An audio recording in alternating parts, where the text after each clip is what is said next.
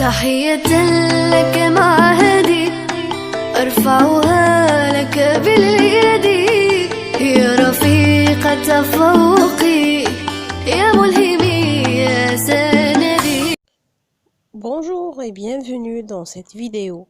Mes élèves, j'espère que vous êtes bien. Aujourd'hui, vous avez une séance des sciences et on va étudier la pression atmosphérique. Qu'est-ce que c'est la pression atmosphérique et comment on peut la mesurer?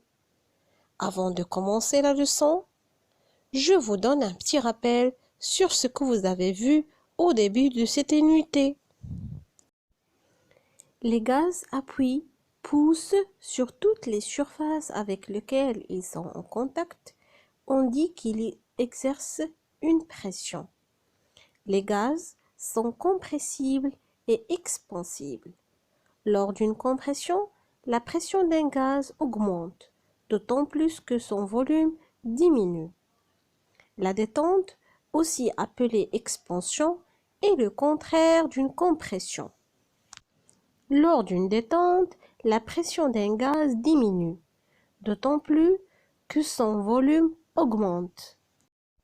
Le manomètre est un appareil servant à mesurer la pression d'un gaz placé dans un milieu fermé.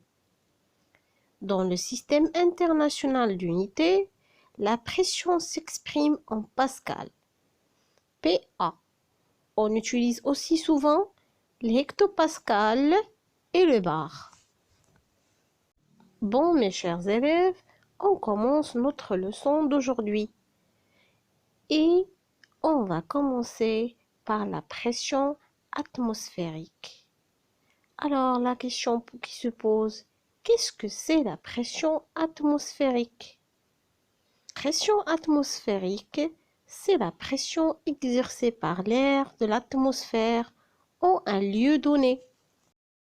Maintenant, mes chers élèves, je vous invite à prendre vos manuels, la page 84. Donc, on commence par la première partie, je découvre. Vous avez l'expérience A. On va remplir un verre d'eau à ras-bord. Posez sur l'eau une feuille de papier et retournez rapidement l'ensemble et lâchez la feuille. Alors, que remarquez-vous?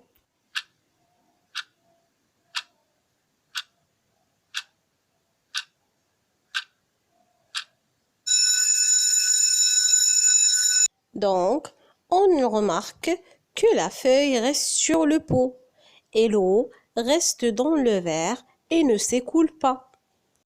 Cela indique que la pression de l'air est plus faible que la pression de l'air à l'extérieur du verre. Maintenant, on passe à la deuxième expérience. On prend un ballon bien gonflé, attache-le à une seringue, puis tire le piston pour absorber l'air. Pourquoi le ballon s'est-il déformé?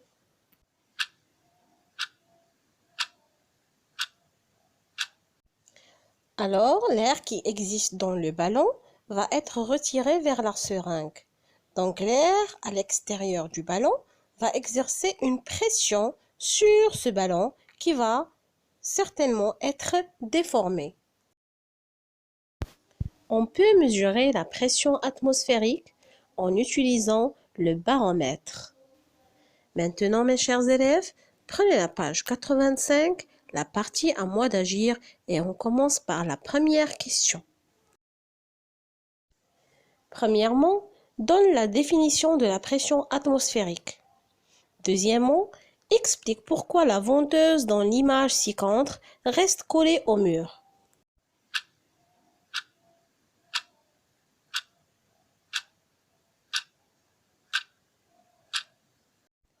La pression atmosphérique, la pression exercée par l'air de l'atmosphère en un lieu donné. Pourquoi la venteuse reste collée au mur? Lorsqu'on augmente le volume de la venteuse en tirant dessus, sa pression interne diminue. En continuant à tirer, le volume interne augmente fortement et la pression à l'intérieur devient négligeable. La différence de pression entre l'état au repos et l'état un peu tiré est alors quasiment constante et égale à la pression atmosphérique. Troisièmement, fais l'expérience suivante et réponds aux questions. A. Pourquoi l'eau ne remplit-elle pas le verre? B. Décris une autre expérience dans laquelle l'eau remplit le verre.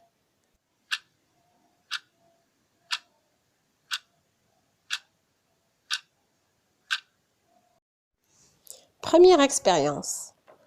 Versons de l'eau dans une bassine sans la remplir complètement. Plaçons un morceau de coton dans un verre de telle sorte qu'il reste coincé au fond par un petit morceau de bois. Tenons le verre ouverture vers le bas et enfoncez-le verticalement dans l'eau jusqu'au fond de la bassine. L'eau ne pénètre pas dans le verre. Sortons le verre de la bassine en le tenant toujours verticalement.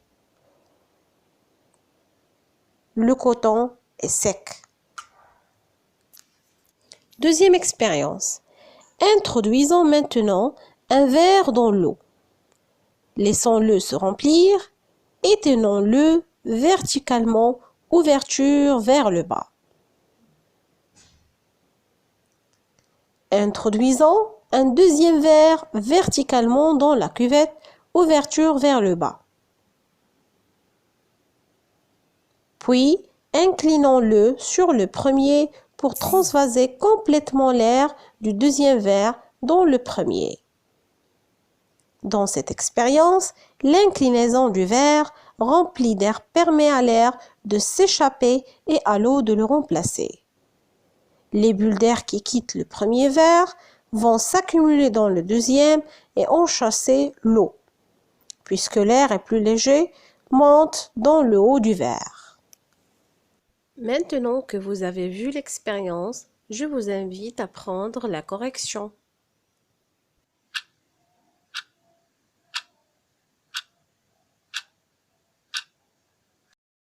Pendant ce temps que vous prenez la correction, je vous dis, mes chers élèves, merci pour votre attention.